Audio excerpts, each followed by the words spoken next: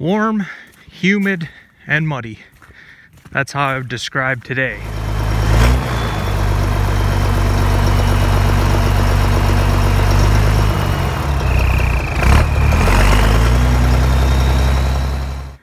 All right, guys, we're getting into some spring service here. The International 986, we are changing the engine oil. I know that's not a major topic. Most guys know how to change oil and things, but I do have a few notes I want to make with this 986, being that it has a turbocharger on it. Your 986, like I've said over and over again, you have the D436 engine in your 986. It's the same engine as the 1486 and 1586. Now, if you turbocharge this engine, basically it becomes a 14 or 1586. It's the same configuration, but a couple things to make note of. The oil pan on the 14 and 1586 is a much larger oil pan. You have more oil capacity for that engine, and more oil capacity is a good thing, especially if you have a turbocharger on it. You've got all that hot oil running through the turbocharger to keep things lubricated. So I've said it often before, this is still the original factory oil pan from a 986. It only can hold what a 986 could hold. So I said before, if the oil pan ever starts leaking, I will probably look into getting a used oil pan from a 1586. Not that it's a big deal for me and my operation. Like I say, this is just on the hay baler most of its life. But if you were a guy that was going to do tillage work, or if I ever had to start doing tillage work again, that extra oil capacity is a huge deal, especially when you're really pulling hard and you've got the turbo fired up and some hot oil. And I think it's a pretty large capacity difference in the oil pan. So just something to keep in consideration. The way I remedy that now is I just change the oil a little bit more often than I would have to, just to make sure that it doesn't break down faster than you guys know what I'm talking about. So let's get into this project here. All right, so you might ask, how much different is the oil capacity from one tractor to the next? Your 1586 is going to hold 20 quarts of oil, and your 986 is going to hold 14. So you have a 6-quart difference in the oil pan sizes between the two tractors and the two engines. 6 quarts is a pretty significant amount of oil. It's I mean, it's a gallon and a half basically. So that's a lot of oil. So you've got the same engine as a 1586 in a smaller tractor with a smaller oil pan. So it's just something to keep in mind. It will work this way. A lot of guys have run them this way. As long as it's not doing some real heavy tillage, I can't see that it's going to do any type of damage or affect your engine.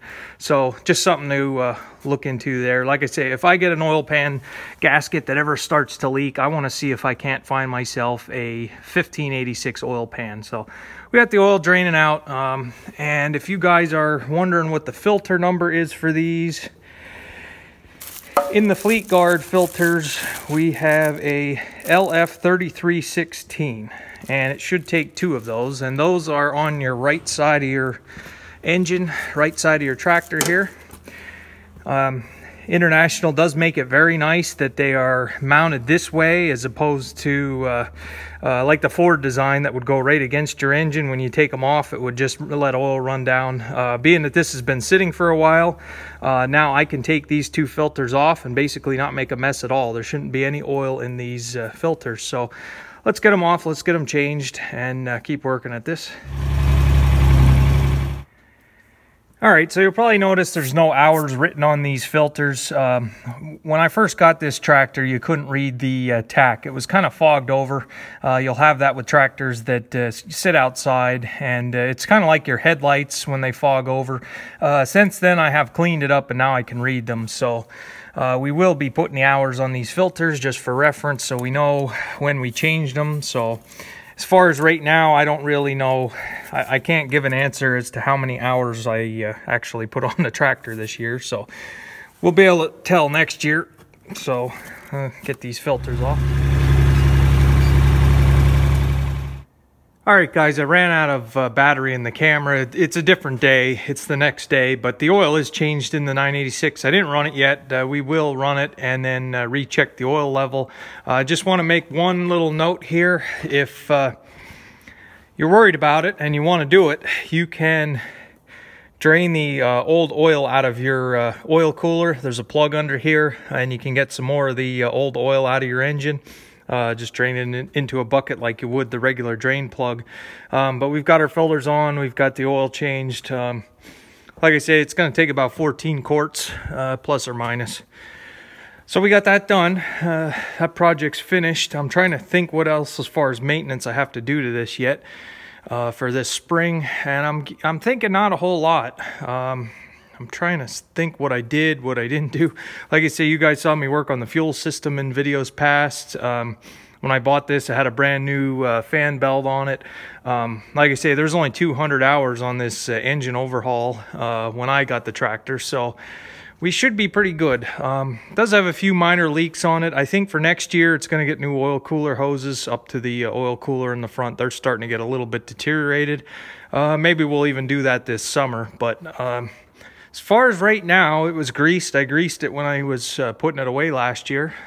This should be done, and we'll be hooking it on the baler, I think, eventually. There's no rush. We're not making hay yet.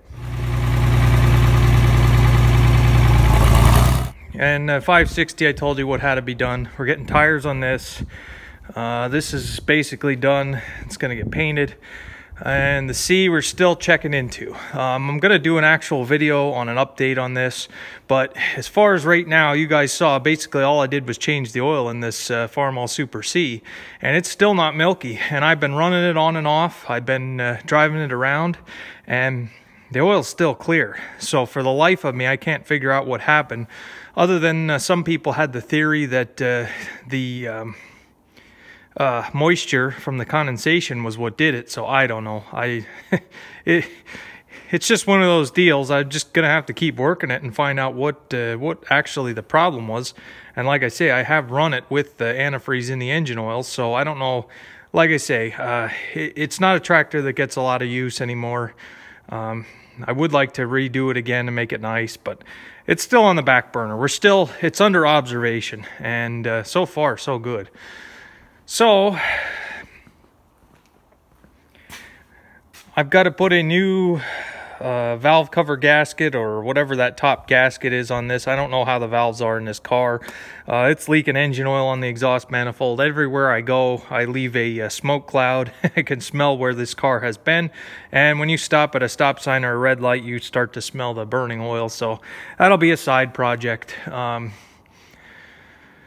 So as far as the tractors, we're just about done. The 516 is the one that needs the most work yet, and I don't really want to do it until it gets warm that I can paint some of these parts as I'm installing them. So like you say, the tires are coming for this, and we're going to start preparing this for paint.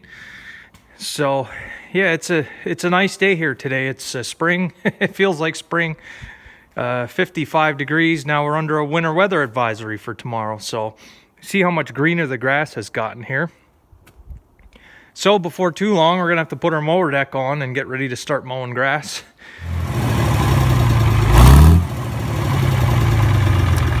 So just kind of an update on things of where I've gotten and what we have left to do yet. It's just a lot of little side projects now. I think everything's pretty well ready to roll. If I had to start today, the sprayer. I'm gonna have a video coming. I'm gonna have to clean up all the nozzles and screens in the sprayer. So that'll be coming up.